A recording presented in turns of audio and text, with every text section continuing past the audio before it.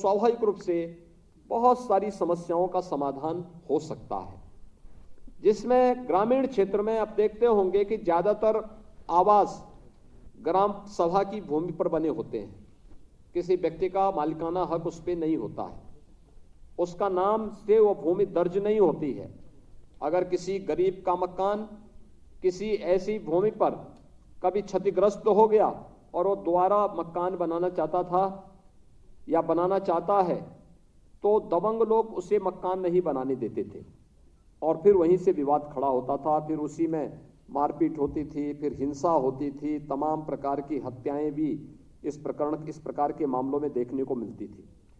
इस समस्या का स्थायी समाधान करने के लिए प्रधानमंत्री जी ने तकनीक का उपयोग करवाते हुए और पूरे देश के अंदर एक योजना लागू की और प्रधानमंत्री स्वामित्व योजना के अंतर्गत इस समस्या के समाधान की प्रक्रिया को जब आगे बढ़ाया गया, आज उसके बहुत अच्छे परिणाम हम सबके सामने आए हैं। और मुझे बताते हुए प्रसन्नता है कि अब तक उत्तर प्रदेश में हम लोगों ने इस योजना के अंतर्गत जिस व्यक्ति का जहां पर आवास है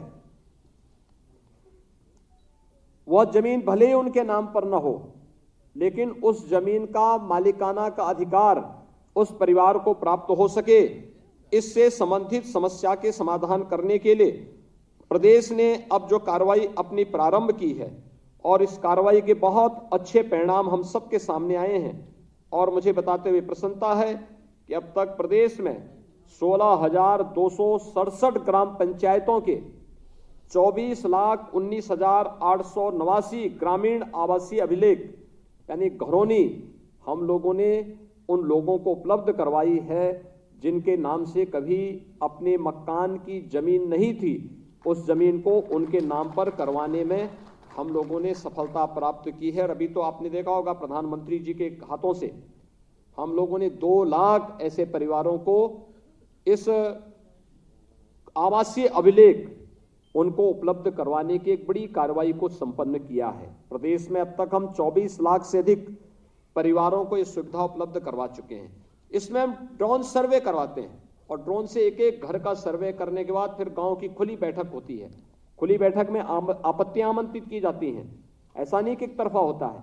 और फिर गांव की समस्या का जड़ से समाधान का रास्ता और जड़ से समाधान के रास्ते को आगे बढ़ाने की प्रक्रिया के साथ सरकार ने जब इस प्रक्रिया को जोड़ा है, आज उसके बहुत अच्छे परिणाम भी सामने आ रहे हैं। प्रदेश सरकार ने इस दौरान 64,366 हेक्टेयर भूमि से जो अवैध अतिक्रमण थी, भूमाफियाओं से इस प्रकार की भूमि को मुक्त करवाने की कार्रवाई भी प्रदेश के अंदर की है। और ये जो अतिक्रमण से मुक्त भूमि है, ये प्रदेश का एक लैंड बैंक बना है। लैंड बैंक का मतलब अब इसी भूमि पर सरकार अपना वहां पर उद्योग लगा सकती है, स्कूल बना सकती है, वहां पर तमाम प्रकार के अपने कार्यक्रम बना सकती है। न केवल लोगों की सुविधा के लिए उस प्रकार के कार्यक्रम को आगे बढ़ाना, बल्कि निवेश को आमंत्रित करने हमने डिफेंस कॉरिडोर से जुड़े हुए तमाम कार्यक्रम इस प्रकार की भूमि पर स्थापित किए हैं और यह कार्यक्रम हमारा युद्ध स्तर पर आगे चल रहा है।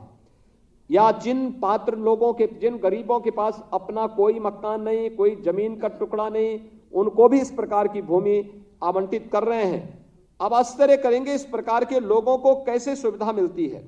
अभी हम लोगों ने प्रदेश के अंदर 19 यानी पाकिस्तान और बांग्लादेश से जिन हिंदुओं को निकाला गया था, मेरठ में रह रहे थे लोग, दशकों से रह रहे थे, लेकिन उनको अब तक आवास के टुकड़े वहां पर नहीं मिल पाए थे। ऐसे 63 बंगाली हिंदू परिवारों को हम लोगों ने कानपुर देहात में प्रति परिवार 2 एकड़ भूमि और 200 वर्ग गज भूमि मकान बनाने के लिए उपलब्ध करवा करके उन सबको मुख्यमंत्री आवास योजना से एक एक आवास भी वहां पर उपलब्ध करवाने का कार्य संपन्न किया है। यानी आप देख सकते हैं कि सरकार की दृष्टि हर एक उस व्यक्ति तक है जिस व्यक्ति को अब तक इस सुविधा का लाभ नहीं मिल पाता था। और इसमें मुख्यमंत्री आवास योजना में भी उनको 1,20,000 रुपए प्रति परिवार उपलब्ध करवाए जा रहे हैं। जमीन 200 वर्ग गज की जमीन उनको फ्री में उपलब्ध करवाई गई है और 2-2 एकड़ भूमि भी उनको पट्टा के रूप में उन परिवारों को आवंटित करके इस कार्रवाई को संपन्न किया गया है। इस दौरान प्रदेश ने